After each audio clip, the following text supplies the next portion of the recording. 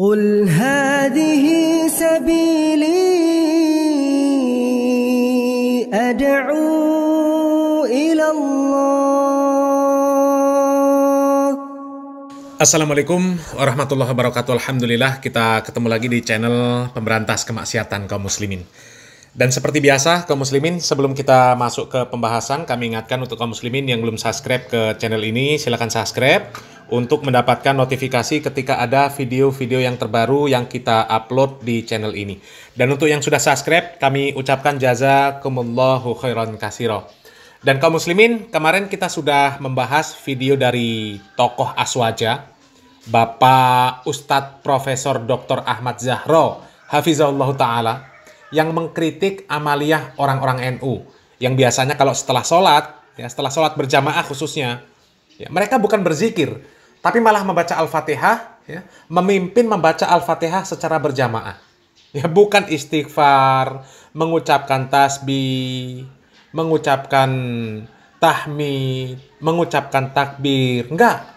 Malah Al-Fatihah, setelah itu berdoa, kemudian selesai salaman. Tidak mengikuti aturan-aturan berzikir yang diajarkan oleh Nabi Muhammad SAW. Dan di sana kan sebenarnya kaum muslimin, apa yang disampaikan oleh Pak Profesor Dr. Ahmad Zahro itu kan bagus. Mengajak jamaahnya, mengajak umat Islam, terkhusus yang biasa mengamalkan Al-Fatihah setelah sholat.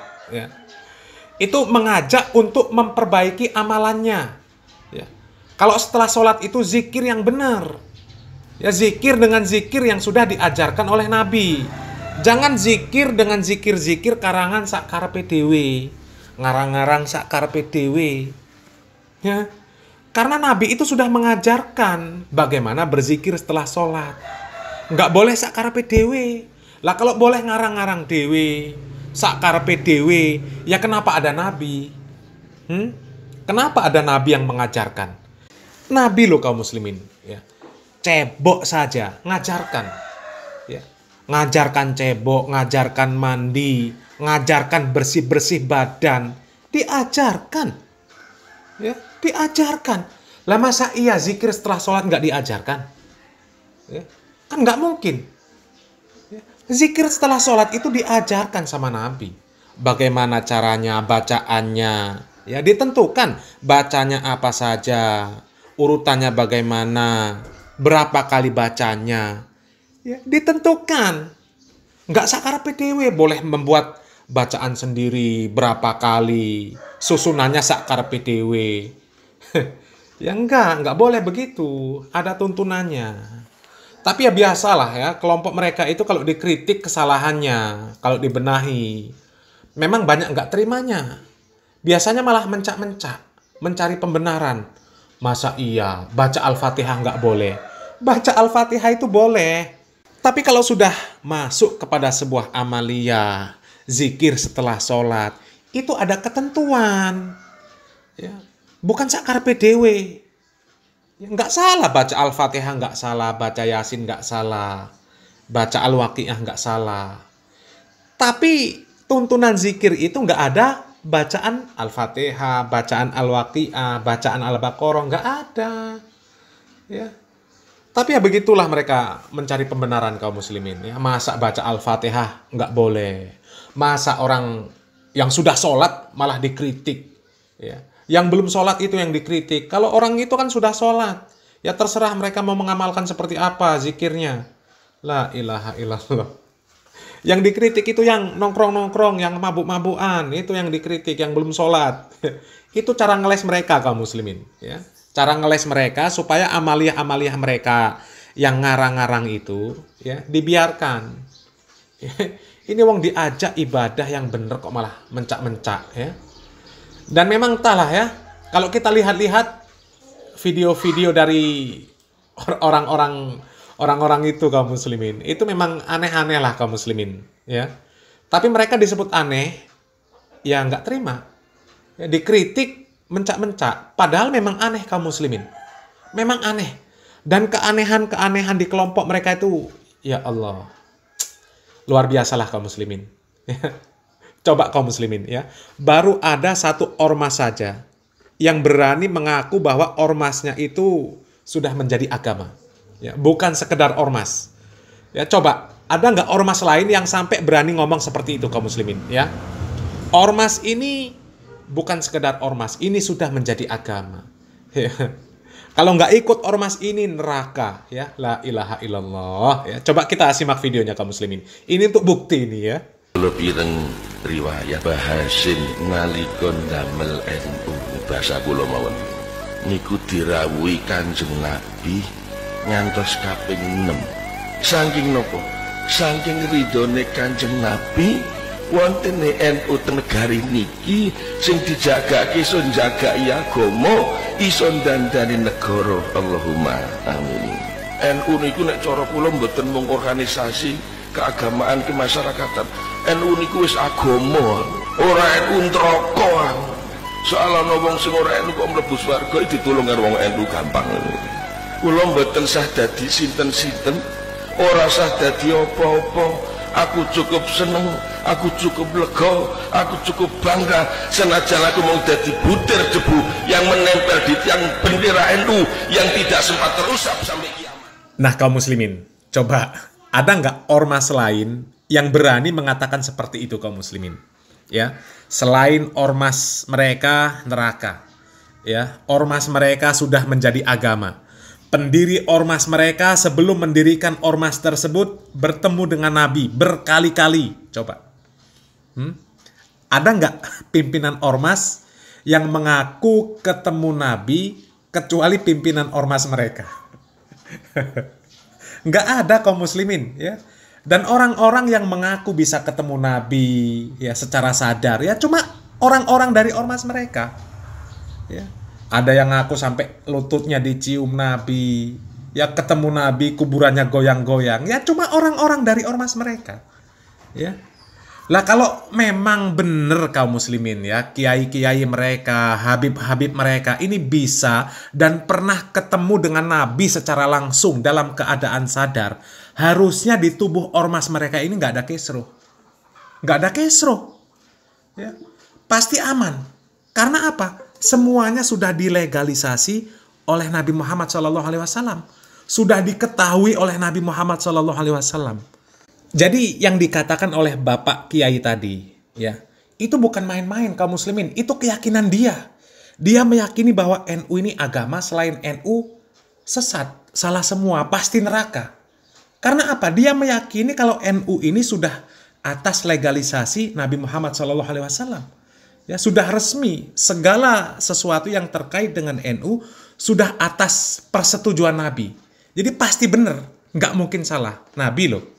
Ya, jadi selain NU sesat, ya, pantas Pak Kiai ngomong begitu, ya, karena sudah dilegalisasi semua sama Nabi, ya, pasti salah. Kalau selain NU pasti salah, ya, dan itu akidah Pak Kiai itu tadi kaum muslimin, bukan main-main ucapan itu kaum muslimin, ya, bukan main-main. Tapi kalau kita melihat realita kaum muslimin, la ilaha illallah, ya, coba lihat kaum muslimin, kemarin ada yang haji, ya, ibadah haji di dalam goa. Mereka bertalbiyah di dalam goa kaum muslimin. Katanya goa itu jadi pintu lah ya, jadi pintu untuk bisa tembus ke Mekah. Ya, jadi mereka nggak ibadah ke Mekah, cukup talbiyah di dalam goa. Itu sudah ibadah haji. Ya, la ilaha illallah. Ya. Kemudian ada yang solawatan joget-joget, kalau itu banyak lah kaum muslimin ya, solawatan sambil joget-joget, ya, ada solawat matani picek dan lain sebagainya. Ya. Ada yang sa'i sambil baca Pancasila, sa'i sambil nyanyi ya lalwaton, ziarah kubur minta fulus, ya, minta fulus, ya, Natalan sama orang kafir, ya, merayakan hari raya sama-sama, masjid dipakai untuk biksu berdoa, ya, bisa.